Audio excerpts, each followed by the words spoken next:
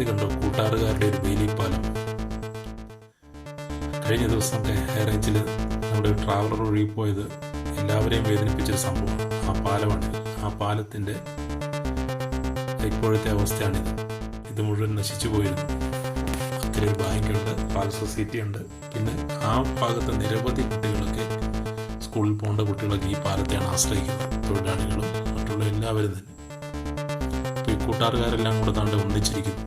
അവരൊരു ചെറിയ പാലം തീർന്നു. തടിയിൽ അത്യാവശ്യ ചെറുവണ്ടികളെല്ലാം കരയ്ക്കും യാത്ര ചെയ്യാൻ പാകത്തിലൊരു ചെറിയ പാലം. ഇതിനെ നമ്മൾ എത്ര പ്രകീർത്തിച്ചാലും മതിയാവില്ല. അവരൊറ്റക്കെട്ടായി അധികാരികൾ ആ പാലത്തെക്കുറിച്ചൊന്നും മിണ്ടിയില്ലെന്നാണുള്ള അറിവ്. അത് പുനർനിർമ്മിക്കുന്നതിനെ കുറിച്ചൊരു പദ്ധതിയോ ഒന്നും. അതിനൊക്കെ കാലതാമസം വരും. അവർക്ക് യാത്ര ചെയ്യണ്ടേ.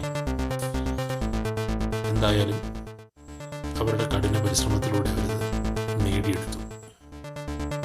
ഭാവിയിൽ വരുമായിരിക്കാം, നല്ല പാലം വരുമായിരിക്കാം. പക്ഷെ എന്നാലും ഇതൊരു സാഹോദര്യത്തിൻ്റെ ഒരു സാക്ഷ്യമാണ്.